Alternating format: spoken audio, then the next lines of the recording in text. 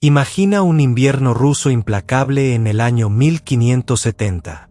La nieve cae espesa sobre las cúpulas en forma de cebolla de Novgorod, la antigua ciudad que alguna vez fue el centro comercial más próspero de Rusia. Miles de personas están arrodilladas en medio de las calles heladas, con la cabeza descubierta, temblando en un frío que penetra hasta los huesos. Frente a ellos se encuentra un ejército de oprichniki vestidos de negro, montados en caballos negros, con calaveras de perro y escobas colgando de las sillas de montar. En el centro de esa tropa, un hombre alto, de cabello prematuramente canoso y ojos hundidos llenos de furia, observa a la multitud como si fueran una plaga de insectos. No dice nada, solo levanta la mano. Y entonces comienza el infierno. Los gritos resuenan cuando las espadas salen de sus vainas. La sangre roja mancha la nieve blanca. Mujeres son desgarradas de sus ropas. Niños son pisoteados bajo los cascos de los caballos. Aquellos que intentan huir son perseguidos por perros de caza y despedazados en plena calle.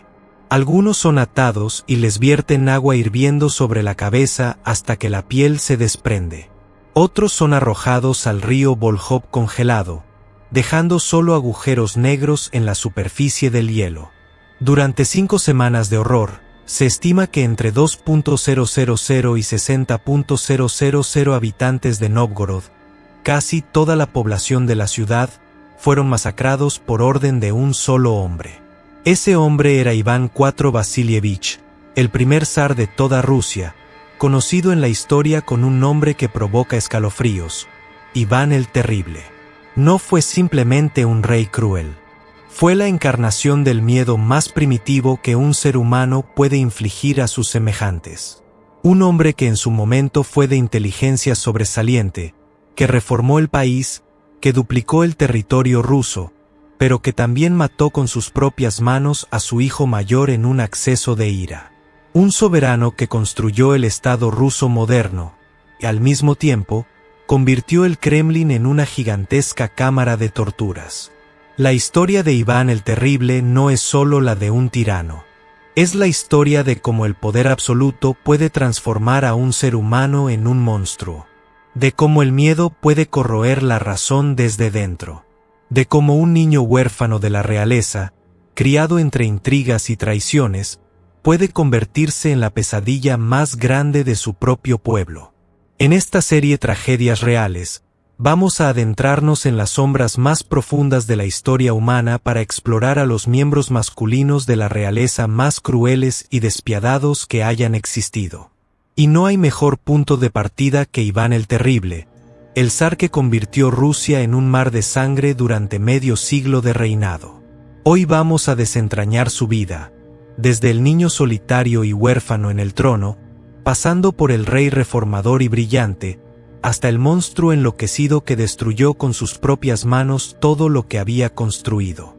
Seremos testigos de las conspiraciones más oscuras en los pasillos del Kremlin, de las torturas salvajes perpetradas por los oprichniki, de las masacres que horrorizaron a toda Europa, y finalmente, de la tragedia familiar más dolorosa que un padre puede infligir a su propia sangre. Esta no es una historia de hadas sobre reyes sabios y benévolos. Esta es la historia del lado oscuro del poder, donde la ambición, la paranoia y la ira pueden convertir a un hombre en un demonio viviente. Prepárate, porque lo que vas a escuchar no es apto para personas sensibles. La historia de Iván el Terrible está a punto de comenzar. Parte 1. El niño huérfano en el trono, la infancia que forjó un monstruo. Para entender cómo Iván IV Vasilievich se convirtió en el zar más temido de la historia rusa, hay que retroceder al principio, a esos años oscuros de su infancia que plantaron las semillas de la paranoia, el odio y la crueldad que definirían su reinado. Iván no nació como un monstruo. Fue moldeado por un entorno de traición, abandono y violencia que lo rodeó desde su más tierna edad. Su vida temprana es una tragedia clásica, un príncipe destinado a la grandeza, pero criado en un palacio que se parecía más a una jaula llena de depredadores. Iván nació el 25 de agosto de 1530 en Kolomenskoye, cerca de Moscú, en medio de una tormenta tan violenta que, según las crónicas de la época, parecía un presagio divino. Era el hijo mayor de Vasili III, gran príncipe de Moscú, y su segunda esposa, Elena Glinskaya, una mujer de origen lituano conocida por su belleza y ambición. Vasili III había esperado ansiosamente un heredero varón. Su primer matrimonio no le había dado hijos, y había divorciado de su esposa estéril para casarse con Elena. Cuando nació Iván, el júbilo fue inmenso, campanas repicando, banquetes y donaciones masivas a los monasterios. Vasili liberó prisioneros y distribuyó limosnas, celebrando el futuro de la dinastía Rurik. Pero esa alegría duró poco. Cuando Iván tenía solo 3 años, en diciembre de 1533, Vasili III murió de una infección que empezó como una pequeña llaga en la pierna y se convirtió en una gangrena mortal. En su lecho de muerte, Vasili designó a su hijo como heredero y estableció una regencia liderada por Elena Glinskaya, con un consejo de boyardos los nobles poderosos de Rusia para apoyarla. Iván fue proclamado gran príncipe de Moscú casi de inmediato, pero era un niño, un títere en manos de adultos ambiciosos.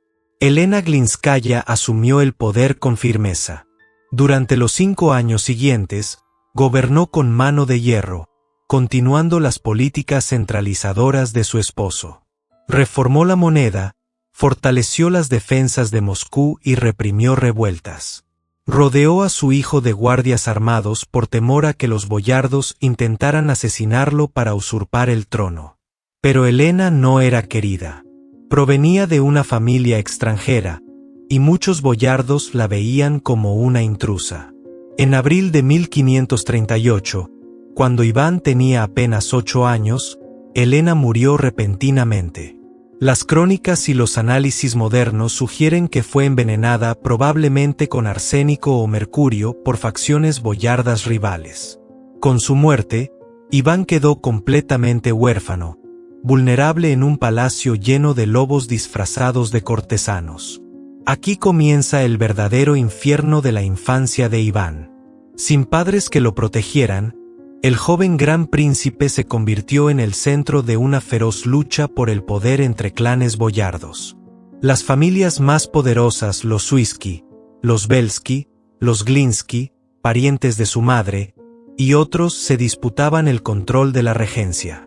El palacio del Kremlin se transformó en un campo de batalla. Asesinatos, exilios, golpizas y traiciones eran el pan de cada día. Iván y su hermano menor Yuri, sordo y mudo, aún más indefenso, fueron testigos directos de esta barbarie. Según las propias cartas de Iván años después, dirigidas a su ex amigo Andrei Kurbsky, él y su hermano fueron tratados Sikuot, como vagabundos y hijos de los más pobres Sikuot. Los boyardos los ignoraban la mayor parte del tiempo, dejándolos pasar hambre y vestir harapos. Solo les prestaban atención cuando era necesario para alguna ceremonia oficial, donde el niño Iván debía aparentar ser el soberano. Pero en privado, sufrían humillaciones constantes. Los Suisky, que dominaron la regencia en un periodo, eran particularmente crueles. Irrumpían en las habitaciones del príncipe, se sentaban en los bancos reservados para la familia real, comían y bebían ruidosamente mientras el niño observaba, y lo maltrataban verbal y físicamente. Iván recordaba cómo los boyardos lo obligaban a esperar horas en audiencias, lo ridiculizaban y lo dejaban sin comida adecuada. En una carta famosa, escribió: Ikuot, nos criaron como a extranjeros o a los hijos más pobres. ¿Qué ofensa sufrimos de parte de ustedes en ropa y en hambre? Ikuot. Yuri e Iván a menudo se acostaban hambrientos, con ropa raída, mientras los nobles se enriquecían a costa del tesoro real. Incapaz de defenderse, el joven príncipe descargaba su frustración en animales. Arrancaba plumas a las aves, les sacaba los ojos, las destripaba o las arrojaba desde torres altas. Era un sadismo infantil nacido de la impotencia, un presagio de la crueldad que desplegaría como adulto. Esta época dejó una marca indeleble en Iván. Creció odiando a los boyardos con un rencor visceral. Los veía como traidores que habían envenenado a su madre, usurpado su poder y humillado su infancia. Su inteligencia era evidente y era un lector voraz. Estudió historia, teología y retórica con tutores como el metropolitano Macario, pero su carácter se torció. Se volvió suspicaz, vengativo y obsesionado con el poder absoluto. Soñaba con un gobierno donde nadie pudiera desafiarlo, inspirado en los emperadores bizantinos y en las leyendas de su linaje. A los 13 años, en 1543, Iván dio la primera muestra de su futura ferocidad. Durante una celebración navideña, convocó a los boyardos, en un tono amenazante, los acusó de abusos. Ordenó arrestar a Andrei Suisky, el líder del clan más poderoso y uno de sus principales tormentores. Según crónicas, lo entregó a una jauría de perros de caza hambrientos, que lo despedazaron vivo frente a los horrorizados nobles. Fue su primer asesinato ordenado, un acto de venganza brutal que aterrorizó a la corte. Desde entonces, los boyardos empezaron a temerle, aunque aún los subestimaban. En 1547, con 16 años, Iván decidió tomar el control total. Influenciado por Macario, el metropolitano de Moscú, organizó una coronación grandiosa el 16 de enero en la Catedral de la Asunción del Kremlin. No se conformó con el título de Gran Príncipe, como sus predecesores. Se proclamó Ikuot, zar de todas las Rusias Ikuot, un término derivado de Ikuot, César Ikuot, que evocaba el imperio bizantino y significaba poder absoluto, divino. La ceremonia fue fastuosa. Iván fue ungido con óleo santo, recibió la corona de Monomac, supuestamente enviada por Bizancio, y el cetro. Fue el primer ruler ruso en usar oficialmente el título de zar, marcando el nacimiento de la autocracia rusa. 2 semanas después, el 3 de febrero, se casó con Anastasia Romanovna Zakharina, de una familia boyarda menor pero leal. Anastasia, hermosa y piadosa, se convirtió en el gran amor de Iván. Durante 13 años, fue su ancla, calmaba sus arrebatos de ira, lo moderaba y le dio varios hijos, aunque solo 2 varones sobrevivieron a la infancia, Iván y Fiodor. Historiadores coinciden en que, mientras Anastasia vivió, Iván fue un gobernante relativamente estable y reformador. Los primeros años de su reinado como zar, 1547 a 1560, son conocidos como el periodo constructivo. Iván rodeóse de un grupo de asesores talentosos llamado el Ikuot, Consejo Elegido Ikuot, Izbranaya Rada, liderado por figuras como el sacerdote Silvestre y Alexei Adasev. Juntos, impulsaron reformas ambiciosas para modernizar Rusia y centralizar el poder, reduciendo la influencia de los boyardos hereditarios. Una de las más importantes fue el nuevo Código Legal, el Sudebnik de 1550, que actualizaba el de su abuelo Iván III. Limitaba el poder de los gobernadores locales corruptos, regulaba la justicia y protegía mejor a los campesinos de abusos. Introdujo autogobierno local en regiones rurales, Zemstvos, permitiendo a comunidades elegir representantes para manejar impuestos y justicia menor. Reformó la Iglesia.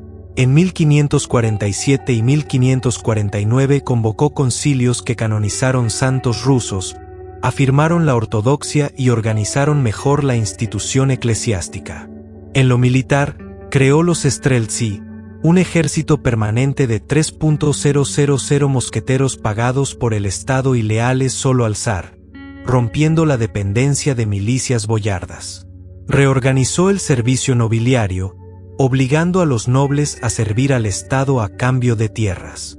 Convocó el primer Zemsky Sobor en 1549, una asamblea consultiva con boyardos, clero y representantes de la pequeña nobleza y mercaderes, para discutir reformas y ganar apoyo popular. Estas medidas fortalecieron el Estado central, Redujeron la corrupción y promovieron a la gentry de servicio, dvorianstvo, leal al zar, en detrimento de los boyardos principescos.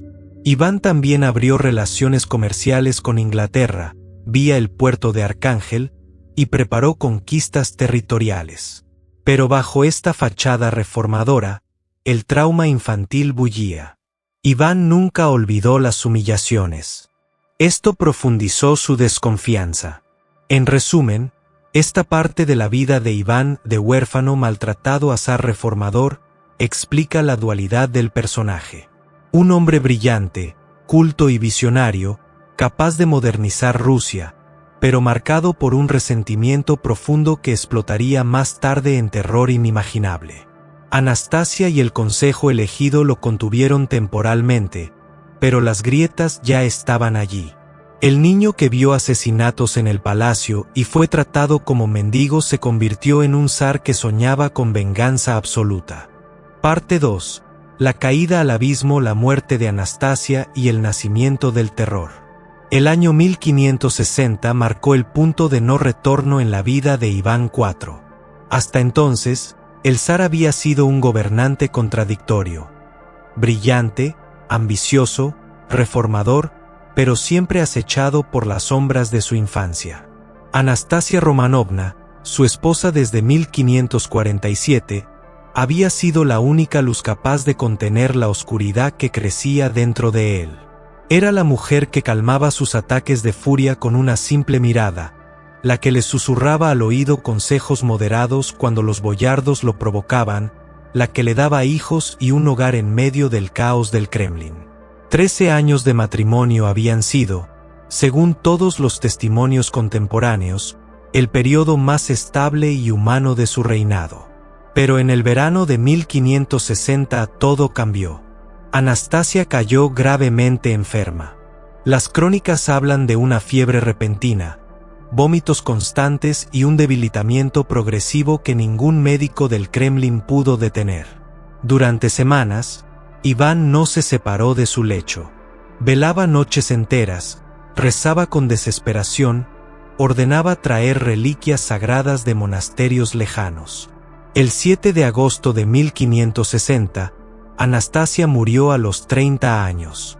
Iván, según testigos, se derrumbó sobre su cuerpo sin vida y gritó como un animal herido. Se golpeó la cabeza contra el suelo, se arrancó mechones de cabello y tuvo que ser apartado a la fuerza por sus guardias. En el funeral, vestido de negro, caminó descalzo detrás del féretro por las calles de Moscú, llorando a gritos mientras la multitud lo observaba en silencio aterrorizado. Para Iván, la muerte de Anastasia no fue solo una pérdida personal. Fue la prueba definitiva de que el mundo entero conspiraba contra él. Empezó a obsesionarse con la idea de que había sido envenenada. ¿Por quién? Por los boyardos, por supuesto. Esos mismos nobles que habían humillado su infancia, que habían mirado con desprecio su matrimonio con una mujer de familia menor, que envidiaban su poder creciente. Aunque los análisis modernos de restos, cuando fueron exhumados siglos después, sugieren que pudo haber muerto de una enfermedad natural o incluso de cáncer, Iván no aceptó ninguna explicación racional. El veneno se convirtió en su verdad absoluta. A partir de ese momento, la paranoia que había estado contenida explotó con violencia incontrolable. Primero vinieron las purgas aisladas. Iván comenzó a acusar abiertamente a miembros del Consejo elegido, el grupo de asesores que había dirigido las grandes reformas de los años 50. Alexei Adasev, el hombre que había sido su mano derecha, fue arrestado y enviado al exilio en 1560. Murió 2 meses después en prisión, probablemente asesinado por orden del zar. El sacerdote Silvestre, otro pilar del consejo y confesor de Anastasia, huyó a un monasterio remoto para salvar la vida. Iván los culpaba de haber corrompido a su esposa o de no haberla protegido adecuadamente. Pero la venganza no terminó ahí. En 1564, el zar dio un golpe teatral que dejó atónita a toda Rusia. Sin previo aviso, abandonó Moscú en diciembre, llevándose a su familia, tesoros sagrados y la corte más cercana. Se instaló en Alexandrovskaya Sloboda, una fortaleza a 100 kilómetros de la capital. Luego envió 2 cartas al pueblo y a los boyardos. En la dirigida al pueblo, se quejaba de las traiciones de los nobles y declaraba que renunciaba al trono por el daño que le habían causado. En la dirigida a los boyardos, los acusaba directamente de corrupción, traición y del asesinato de Anastasia. El país entró en pánico. Moscú se paralizó, mercados cerrados, iglesias llenas de gente rezando por el regreso del zar. Los boyardos, aterrorizados, enviaron una delegación encabezada por el metropolitano para suplicarle que volviera. Iván aceptó, pero con condiciones draconianas. En febrero de 1565 regresó a Moscú y anunció la creación de la Oprichnina, una división del Estado en 2 partes. Una parte, la Zemschina, quedaría bajo administración tradicional de los boyardos. La otra, la Oprichnina, sería su dominio personal absoluto. Tierras seleccionadas, ingresos propios y un ejército privado leal solo a él. Pero lo más terrorífico fue la creación de los Oprichniki, una guardia pretorial de miles de hombres reclutados entre la pequeña nobleza y hasta delincuentes comunes, vestidos de negro, montados en caballos negros, con símbolos macabros, cabezas de perro y escobas cosidos en sus capas. La cabeza de perro significaba que olfatearían y morderían a los traidores. La escoba, que barrerían la traición del país. Lo que comenzó como una medida para controlar a los boyardos se convirtió rápidamente en un reino de terror sin precedentes. Los Oprichniki tenían carta blanca para arrestar, torturar y ejecutar a cualquiera sospechoso de deslealtad. No necesitaban pruebas. Bastaba una denuncia anónima, un rumor o simplemente la riqueza de la víctima para atraer su atención. Iván compiló listas negras de familias boyardas enteras. Sus propiedades eran confiscadas y repartidas entre los Oprichniki leales. Los ejecutados eran colgados en las puertas de sus propias casas como advertencia. Las torturas eran sádicas: piel arrancada con tenazas al rojo vivo, huesos rotos en ruedas, ahogamientos lentos en ríos helados. Uno de los primeros en caer fue el príncipe Vladimir Andreyevich Staritsky, primo del zar y posible heredero alternativo. Iván lo invitó a un banquete en Alexandrovskaya Sloboda en 1569, lo obligó a beber de una copa envenenada junto con su esposa e hijos, y luego observó cómo morían agonizando. La madre de Vladimir, la princesa Eudoxia, fue forzada a hacerse monja y luego ahogada. Toda la familia fue exterminada. Pero el verdadero clímax del terror llegó en 1570 con la masacre de Nóvgorod. Iván había recibido informes, probablemente falsos, fabricados por sus propios espías, de que la antigua ciudad republicana planeaba entregarse al rey de Polonia-Lituania. En enero de 1570, el zar marchó hacia allí con un ejército de Oprichniki. Primero bloqueó todas las salidas. Luego comenzó una orgía de destrucción que duró 5 semanas.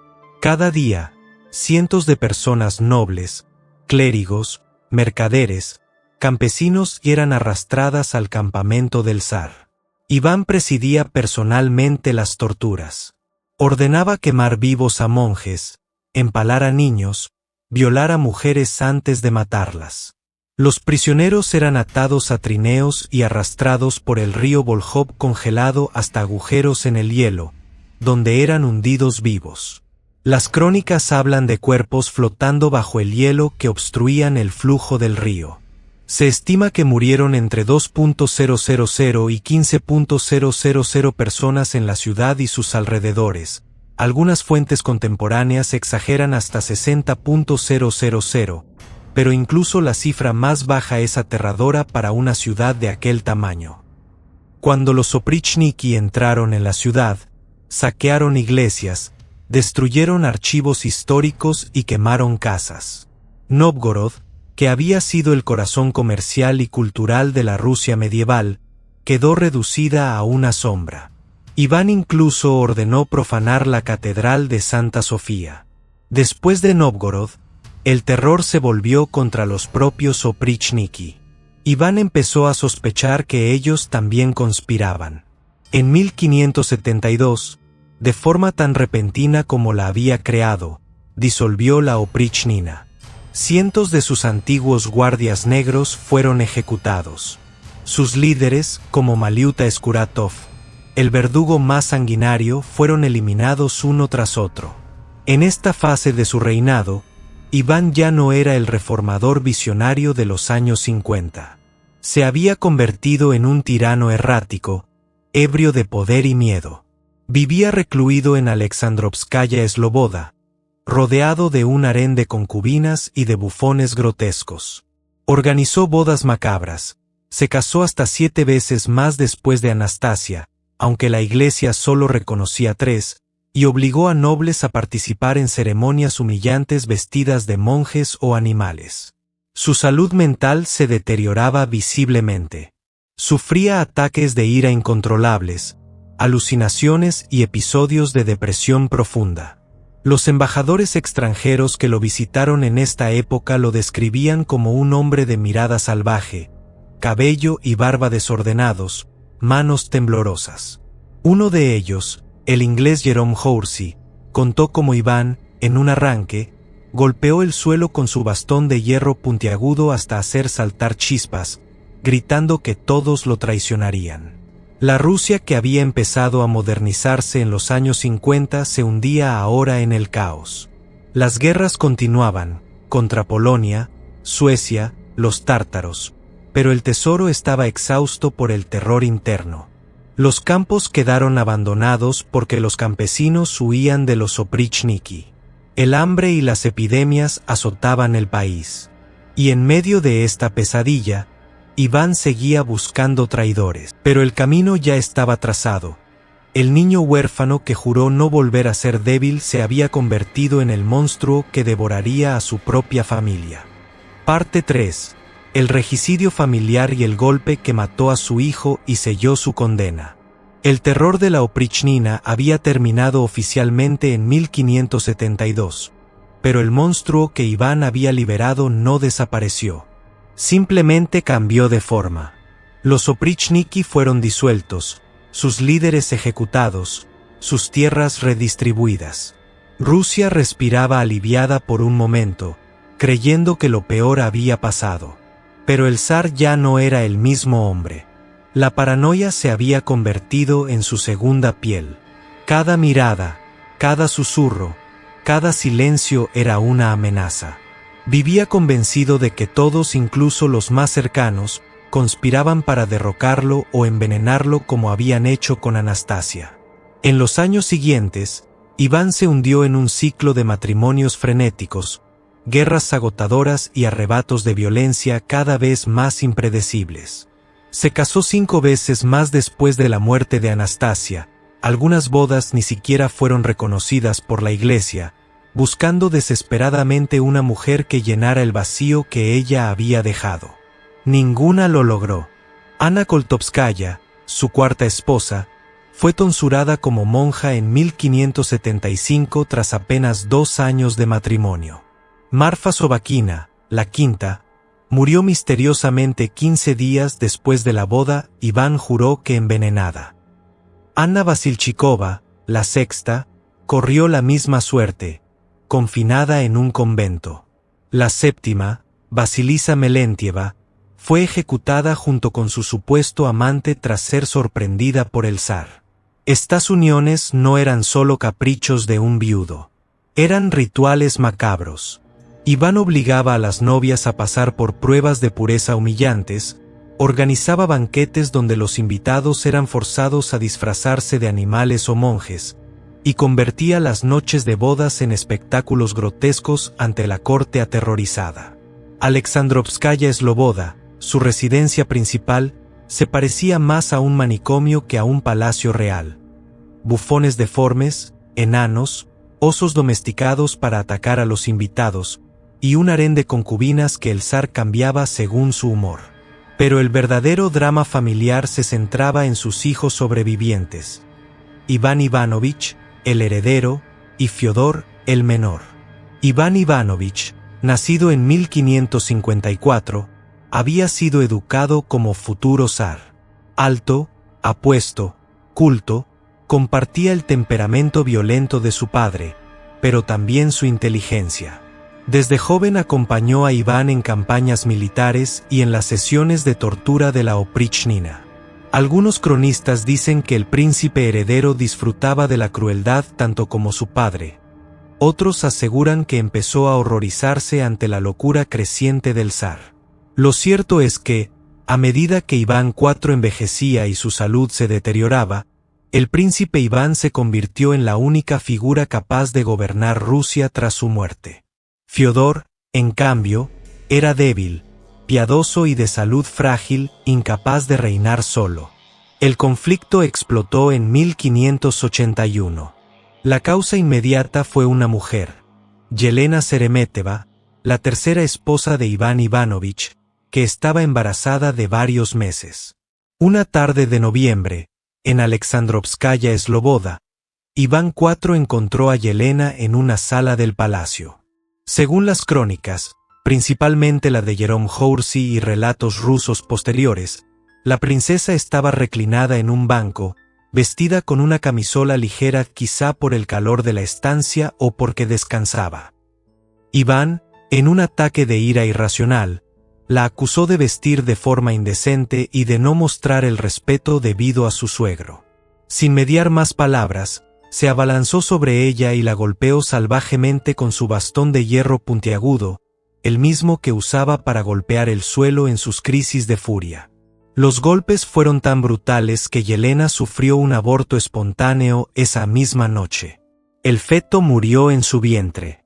Cuando Iván Ivanovich se enteró, corrió al palacio para confrontar a su padre. La discusión fue feroz. El príncipe heredero, fuera de sí por la pérdida de su hijo no nacido y por el maltrato a su esposa, reprochó al zar su comportamiento. Gritó que estaba destruyendo la dinastía con sus propias manos, que no quedaría nadie para heredar el trono si seguía matando a sus nueras y nietos. Iván IV, cegado por la rabia, respondió con insultos y acusaciones. Llamó traidor a su hijo, lo acusó de conspirar con los boyardos para derrocarlo, de querer el trono antes de tiempo. En medio de la disputa, Iván levantó su bastón y asestó un golpe mortal en la sien de Iván Ivanovich. El príncipe cayó al suelo, sangre brotando de la herida. Iván IV se quedó paralizado por un instante, el bastón aún en la mano. Luego, según los testigos, cayó de rodillas junto a su hijo moribundo y empezó a gritar: «He matado a mi hijo, he matado a mi hijo». Besaba la herida, intentaba detener la hemorragia con sus propias manos, lloraba como un niño. Mandó llamar a los mejores médicos, prometió monasterios y donaciones si salvaban al heredero. Pero era demasiado tarde. Iván Ivanovich agonizó durante varios días. En su lecho de muerte, perdonó a su padre y recibió la comunión. Murió el 19 de noviembre de 1581, a los 27 años. El regicidio familiar, el primer y único caso documentado de un zar ruso matando a su heredero directo, devastó a Iván IV. Los embajadores extranjeros que lo visitaron poco después lo describieron como un hombre roto. Cabello y barba completamente blancos en cuestión de semanas, ojos hundidos, temblor constante. Pasaba horas arrodillado ante iconos, golpeándose la cabeza contra el suelo, implorando perdón divino. Ordenó misas perpetuas por el alma de su hijo y donó enormes sumas a monasterios. Pero nada calmaba su tormento interior. La culpa se mezcló con una nueva oleada de paranoia. Iván empezó a creer que su hijo realmente había conspirado contra él y que el golpe había sido un acto de justicia divina. Al mismo tiempo, se horrorizaba ante la idea de que había extinguido su propia línea directa. Solo quedaba Fiodor, un joven enfermizo y sin hijos, para heredar el trono. Iván intentó desesperadamente tener más varones. tomó como última esposa oficial a María Nagaya en 1580, que le dio un hijo, Dmitri, en 1582. Pero Dmitri era un bebé, y la dinastía parecía condenada. El asesinato de Iván Ivanovich tuvo consecuencias políticas catastróficas. Rusia se quedó sin un heredero fuerte. Cuando Iván IV murió en 1584, Fiodor subió al trono, pero era incapaz de gobernar solo. Boris Godunov, cuñado de Fiodor, tomó el poder real, iniciando el camino hacia el periodo de los disturbios, tiempo de los problemas, la peor crisis dinástica de la historia rusa. Guerras civiles, invasiones extranjeras, falsos Dimitris y el fin de la dinastía Rurik. Pero antes de morir, Iván aún tuvo tiempo para más sangre. En 1582, furioso por las derrotas en la guerra de Livonia, que había durado 25 años y agotado el país, convocó a una reunión con sus principales comandantes y boyardos.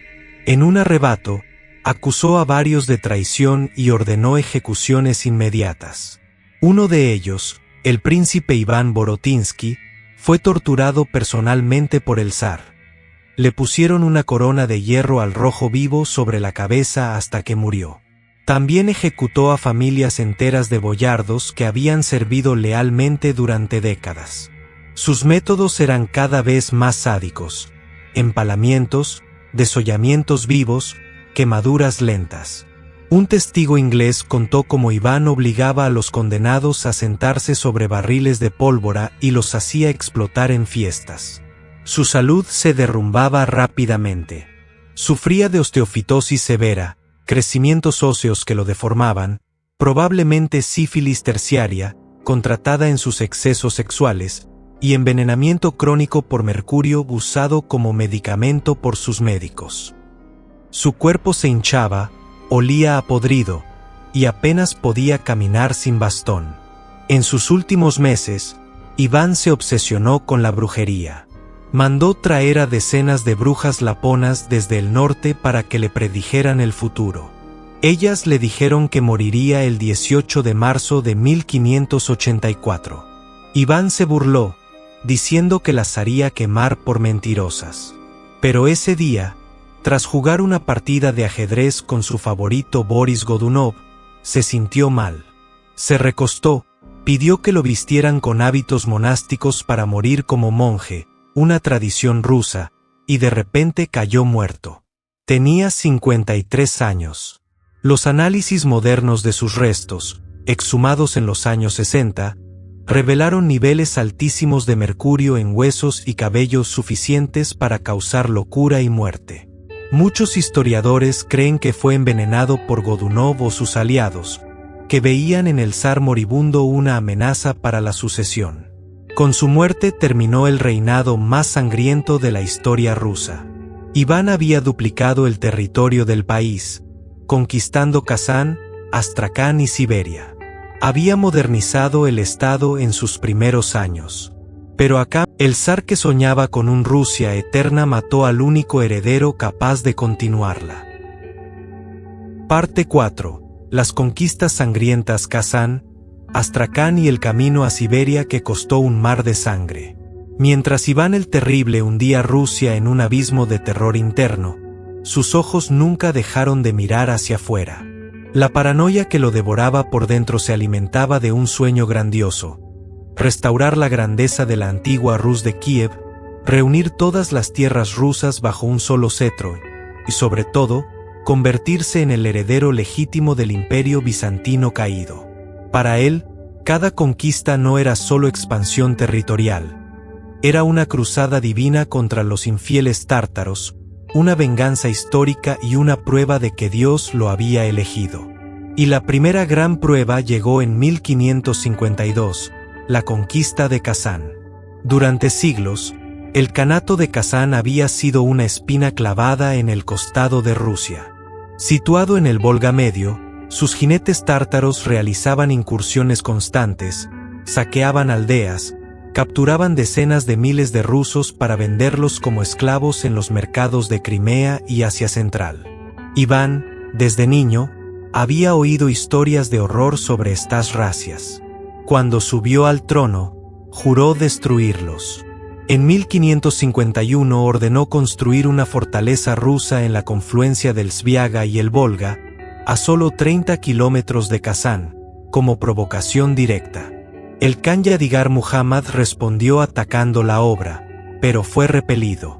Iván vio la señal divina. En junio de 1552, con 150.000 hombres, el mayor ejército jamás reunido por un soberano ruso, artillería pesada traída de Moscú y ingenieros alemanes contratados a precio de oro, el zar marchó personalmente hacia Kazán. El sitio comenzó el 23 de agosto. Kazán era una fortaleza formidable. Murallas dobles de madera y piedra, un foso profundo, torres altas y 30.000 defensores decididos a morir antes que rendirse. Iván instaló su campamento en una colina cercana y ordenó un bombardeo continuo. Durante semanas, las piezas de asedio rugieron día y noche. Balas de cañón de 500 kilos destrozaban las murallas. Minas subterráneas excavadas por zapadores rusos hacían explotar secciones enteras. Los defensores respondían con salidas desesperadas, flechas incendiarias y calderos de brea hirviendo. Pero lo peor no era la guerra abierta.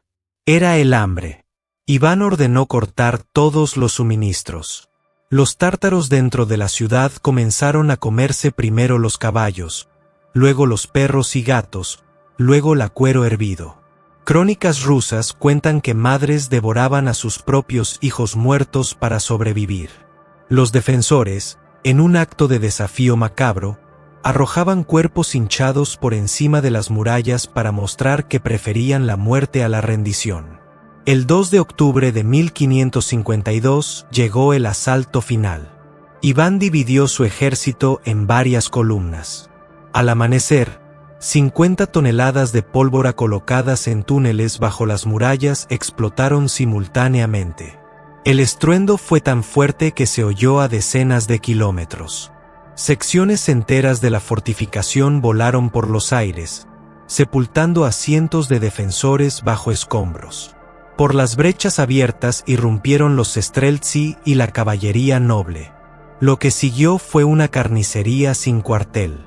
Iván había dado órdenes explícitas: no tomar prisioneros entre los combatientes tártaros. Los soldados rusos, enfurecidos por décadas de incursiones, se lanzaron como lobos. Calles estrechas se convirtieron en ríos de sangre. Hombres, mujeres y niños eran pasados por la espada sin distinción. Los tártaros luchaban casa por casa, desde los tejados, desde las mezquitas. El Khan Yadigar fue capturado vivo, pero decenas de miles murieron. Crónicas rusas hablan de 30.000 a 50.000 muertos en un solo día. Los sobrevivientes fueron encadenados y enviados a Moscú como trofeos. Iván entró en la ciudad en ruinas el 3 de octubre. Arrodillado entre los escombros de la gran mezquita, ordenó convertirla en catedral ortodoxa y celebró una misa de acción de gracias. Luego, en un gesto teatral, bautizó al Khan capturado con el nombre de Simeón y lo integró a la nobleza rusa. Pero la misericordia fue solo para unos pocos. La población tártara restante fue expulsada o esclavizada.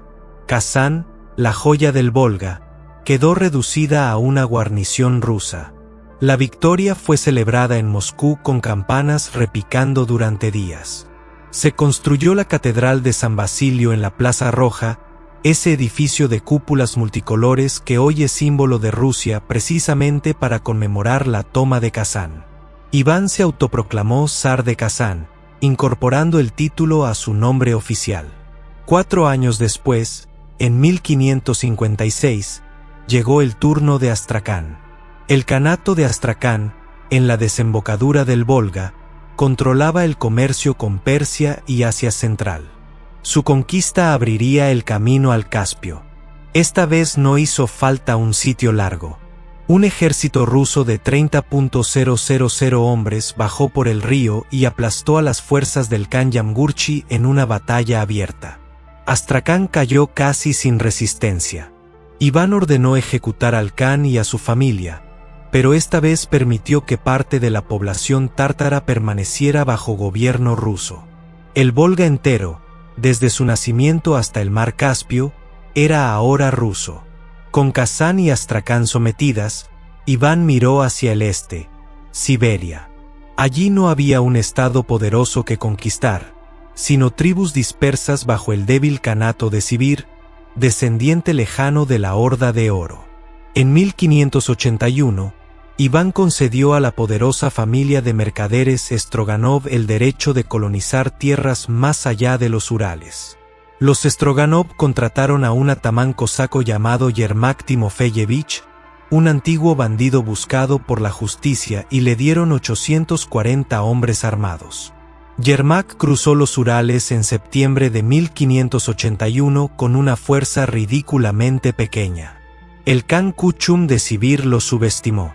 En octubre de 1582, en la batalla del río Irtis, los cosacos, con mosquetes y cañones ligeros, destrozaron a los arqueros a caballo tártaros. Kuchum huyó, y Yermak tomó su capital, Kazlik, sin apenas resistencia. Yermak envió mensajeros a Moscú con pieles de sable como tributo y la noticia de la conquista. Iván, enfermo y atormentado por la reciente muerte de su hijo Iván Ivanovich, recibió la noticia como un regalo divino. Perdonó a Yermak todos sus crímenes pasados y lo nombró príncipe de Siberia. Envió refuerzos y ordenó construir fortalezas. Pero la conquista de Siberia no fue una marcha triunfal. Fue una cadena interminable de masacres, traiciones y sufrimiento. Los cosacos de Yermak imponían tributos brutales en pieles, yazak. Tribus que se resistían eran exterminadas. Aldeas quemadas, mujeres y niños tomados como esclavos. Yermak mismo murió ahogado en 1585 tras una emboscada nocturna, cargado con una armadura regalada por el zar que lo hundió en el río. Sin embargo, la puerta estaba abierta. Durante los siglos siguientes, los rusos avanzarían implacablemente hacia el Pacífico, dejando un rastro de genocidio de pueblos indígenas. Todo comenzó con la bendición de Iván el Terrible. Estas conquistas triplicaron el tamaño de Rusia. Iván pasó de gobernar un estado medieval encerrado entre Lituania, Polonia y los kanatos tártaros a dominar un imperio que se extendía desde el mar Báltico hasta el Caspio y más allá de los Urales.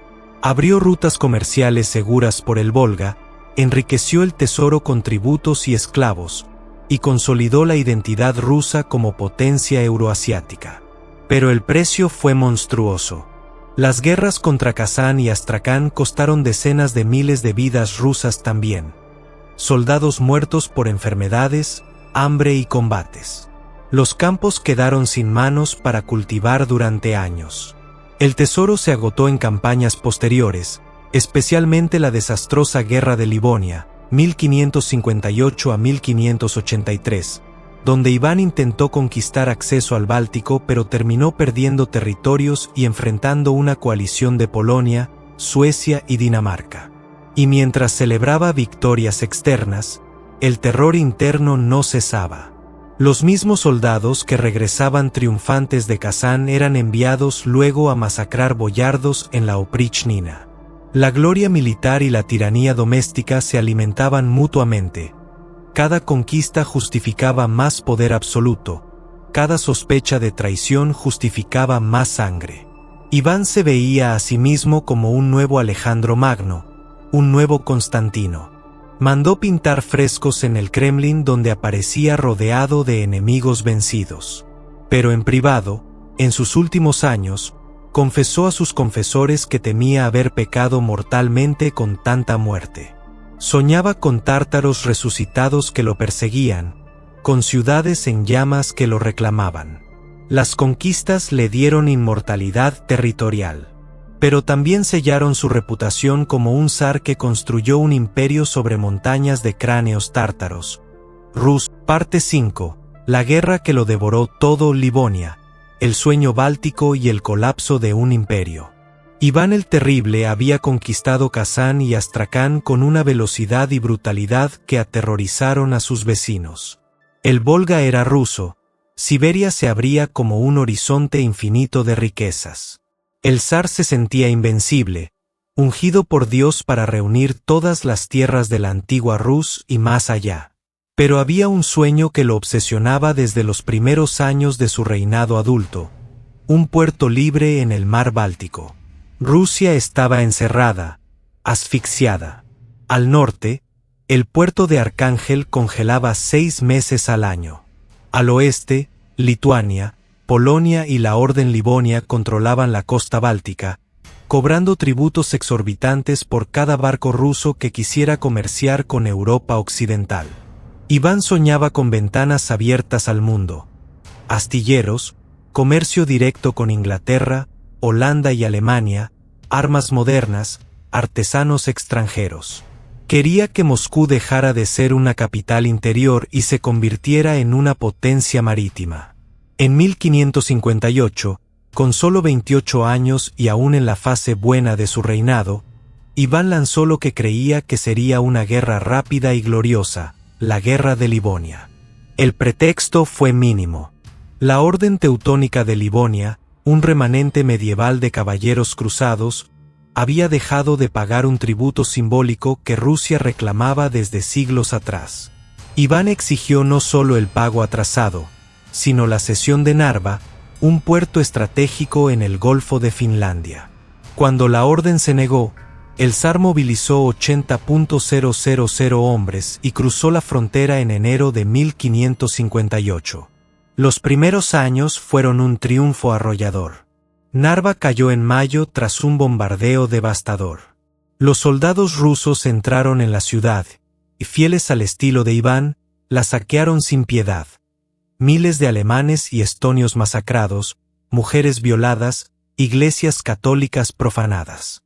Iván ordenó convertir Narva en el primer puerto ruso libre del Báltico. Pronto llegaron mercaderes ingleses por la nueva ruta del norte, trayendo mosquetes, pólvora y plata. Dorpat, hoy Tartu, cayó en julio. Decenas de castillos livonios fueron tomados o destruidos. La orden teutónica, debilitada por siglos de decadencia, se desmoronó como un castillo de naipes. En 1560, en la batalla de Ergeme, el ejército ruso aplastó a las últimas fuerzas de la orden. El maestre Gotthard Kettler se arrodilló ante Iván y cedió Livonia, Curlandia y Semigalia.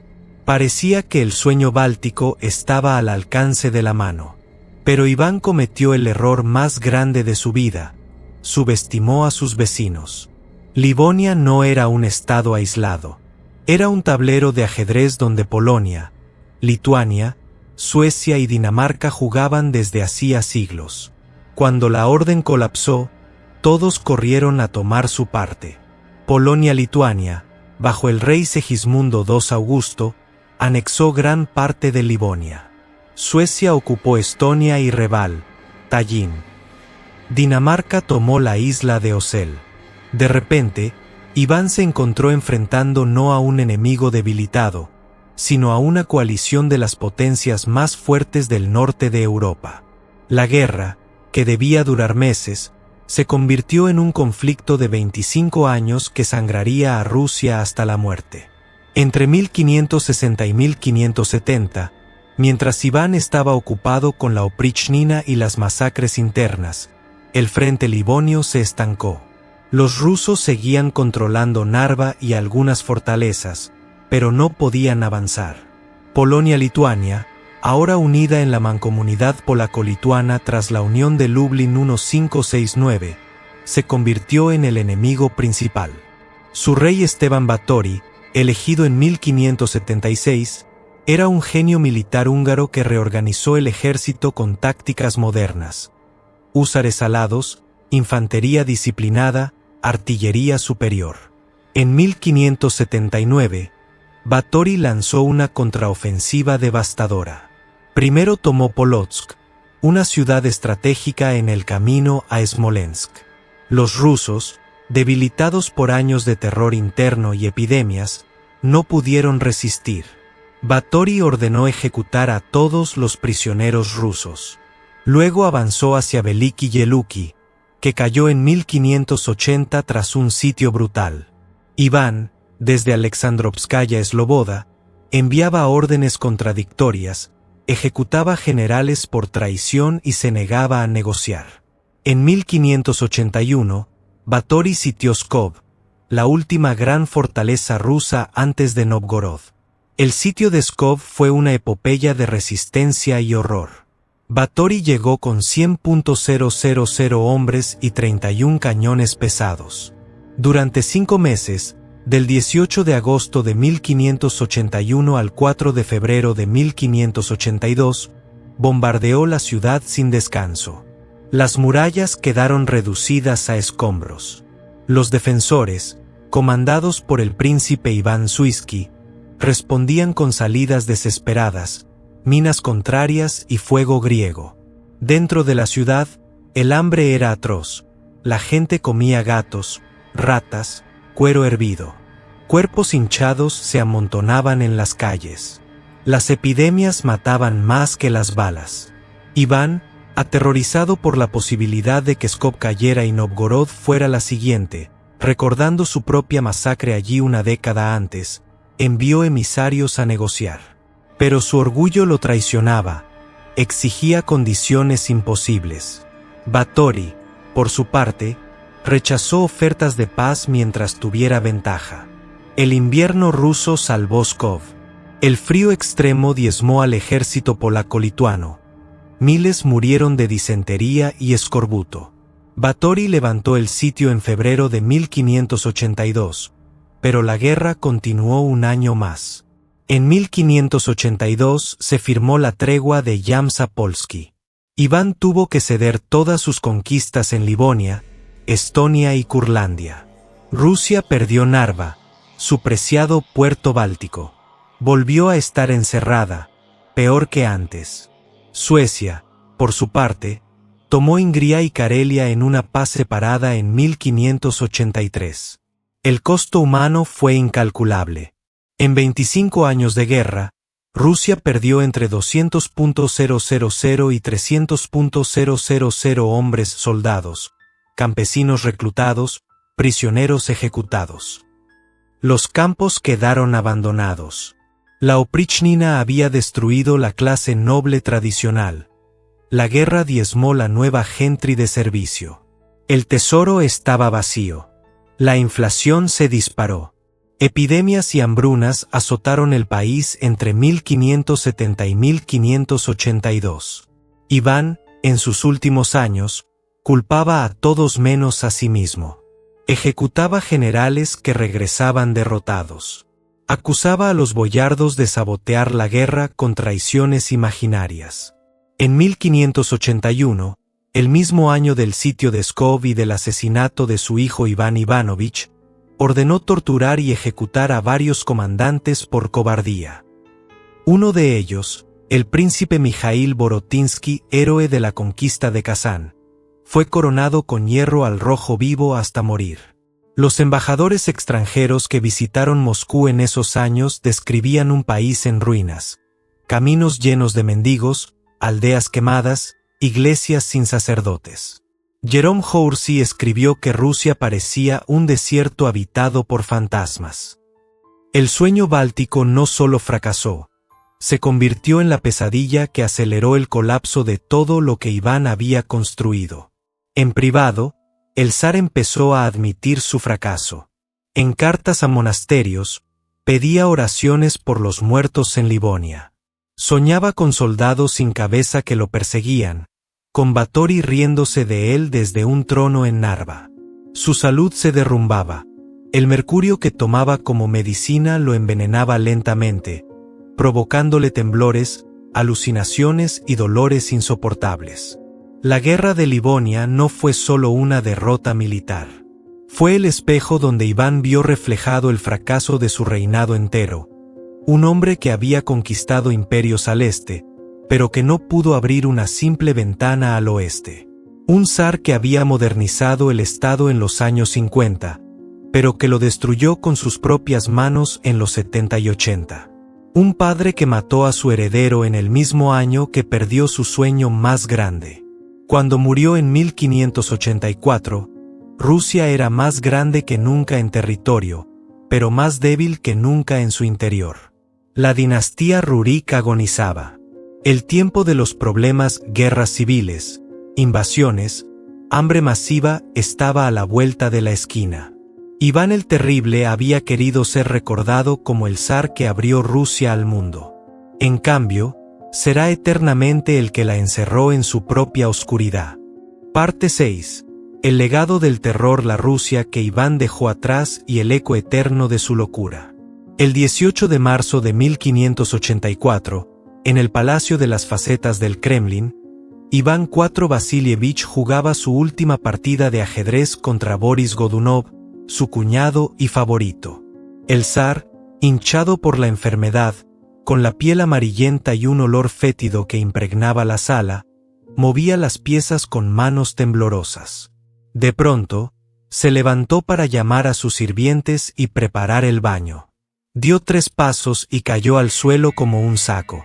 Los médicos corrieron, le abrieron venas, le aplicaron ventosas, le quemaron la piel con hierros calientes. Nada funcionó. A las 3 de la tarde, el primer zar de Rusia estaba muerto. Tenía 53 años.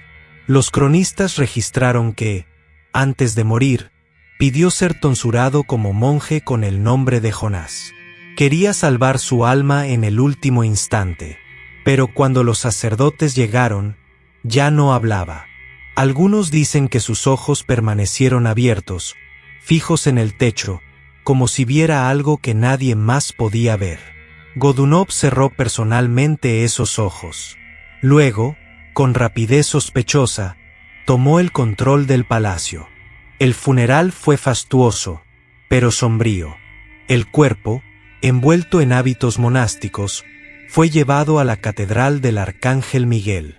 Miles de moscovitas desfilaron en silencio. Nadie lloró en voz alta. El miedo aún flotaba en el aire. Con Iván muerto, Rusia despertó de una pesadilla de medio siglo, solo para caer en otra peor. El nuevo zar fue Fiódor, el hijo menor sobreviviente. 37 años, piadoso, débil de cuerpo y mente, pasaba los días tocando campanas y rezando. Incapaz de gobernar, delegó todo en Boris Godunov. Los boyardos, diezmados por décadas de ejecuciones, no tenían fuerza para oponerse. Pero la dinastía Rurik estaba herida de muerte. Fiódor no tenía hijos. El pequeño Dmitri, hijo de la última esposa de Iván, María Nagaya, era un bebé de 2 años. Según rumores que Godunov difundió hábilmente, sufría epilepsia, lo que lo descalificaba como heredero. En 1591, Dmitri murió en Uglich. Oficialmente, se cortó la garganta jugando con un cuchillo durante un ataque epiléptico. Pero la versión que corrió como pólvora fue otra. Asesinos enviados por Godunov degollaron al niño en el jardín. La madre de Dmitri, María Nagaya, gritó al mundo que era un magnicidio. Una comisión investigadora llegó a Uglich, interrogó testigos bajo tortura y concluyó que había sido un accidente. Pero nadie creyó. El rumor del zarevich asesinado se convirtió en la chispa que encendería el caos. Fiódor murió en 1598 sin descendencia. Por primera vez en 7 siglos, la dinastía Rurik se extinguió. Comenzó el tiempo de los problemas, 1598 a 1613, la crisis más profunda de la historia rusa. Boris Godunov fue elegido zar por un Zemsky Sobor, pero su coronación nunca fue aceptada como legítima.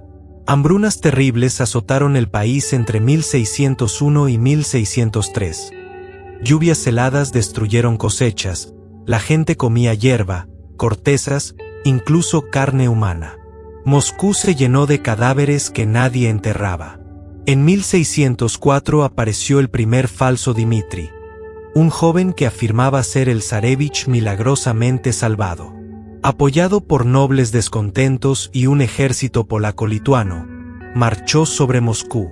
Godunov murió repentinamente en 1605, probablemente envenenado, y el falso Dmitri entró triunfante en la capital.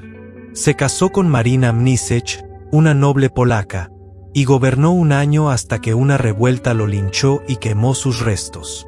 Luego vinieron más impostores, más guerras. Vasily Suisky fue zar por unos años, pero fue depuesto y enviado encadenado a Polonia. Bandas cosacas, ejércitos polacos y suecos invadieron Rusia. Moscú fue ocupada por los polacos en 1610. El país se fragmentó en feudos. Pueblos enteros desaparecieron por hambre, peste y masacres. Solo en 1613, tras una milicia popular liderada por Kuzma Minin y el príncipe Dmitri Posarsky, los polacos fueron expulsados y se eligió un nuevo zar, Mijaíl Romanov, un adolescente de 16 años descendiente lejano de Anastasia, la primera esposa de Iván. Con él comenzó la dinastía Romanov que gobernaría Rusia hasta 1917. Pero el legado de Iván el Terrible perduró mucho más allá de la crisis inmediata. Territorialmente, había creado un imperio colosal. Rusia pasó de ser un principado medieval a un estado euroasiático que abarcaba desde Polonia hasta el Pacífico. Kazán, Astracán y Siberia fueron las bases de esa expansión. Sin Iván, no habría existido el imperio ruso tal como lo conocemos. Políticamente, consolidó la autocracia. El título de zar, la idea del poder divino absoluto, el control central sobre la nobleza. Todo eso se convirtió en la columna vertebral del Estado ruso. Pedro el Grande, Catalina la Grande, incluso Stalin, gobernaron sobre las estructuras que Iván ayudó a forjar. La Oprichnina fue el primer precedente de una policía política secreta que aterrorizaría a Rusia durante siglos, desde la Guardia de Pedro hasta la CHK, la NKVD y la KGB. Culturalmente, Iván fue un hombre culto y contradictorio.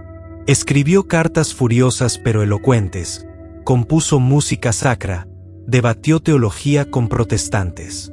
Mandó construir San Basilio, una de las maravillas arquitectónicas del mundo. Pero también quemó bibliotecas, destruyó archivos de Novgorod y prohibió la imprenta por miedo a la difusión de ideas. Psicológicamente, Iván marcó el alma rusa.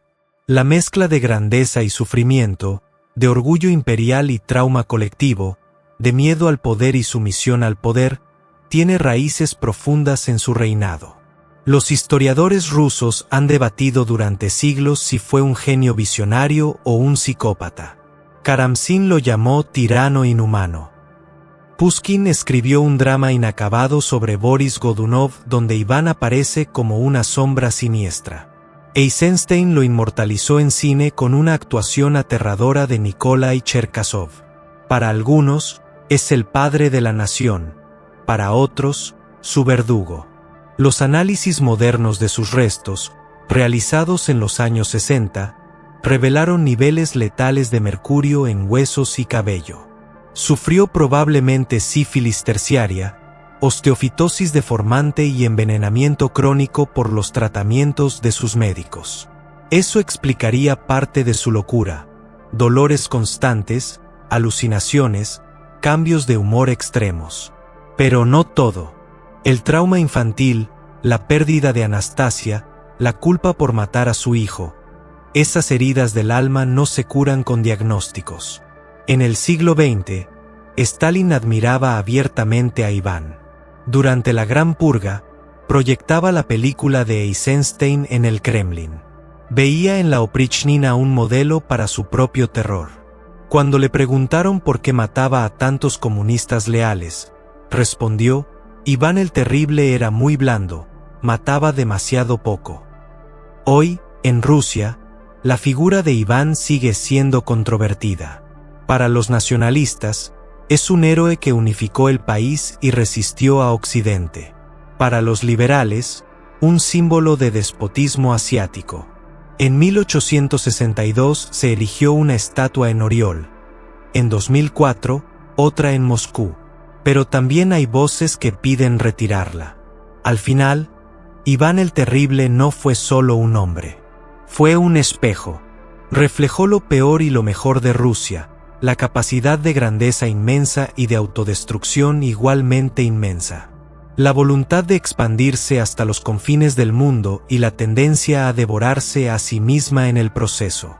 El niño huérfano que juró no volver a ser débil se convirtió en el tirano que debilitó a su nación por siglos. El zar que soñaba con una Rusia eterna dejó una Rusia herida, marcada para siempre por el terror que él mismo desató. Y mientras las cúpulas de San Basilio brillan bajo el sol de Moscú, mientras los ríos Volga y Yenisei siguen corriendo hacia el este, mientras millones de rusos viven en el territorio que él conquistó, su sombra permanece. Porque Iván el Terrible no solo gobernó Rusia, él la creó y casi la destruyó.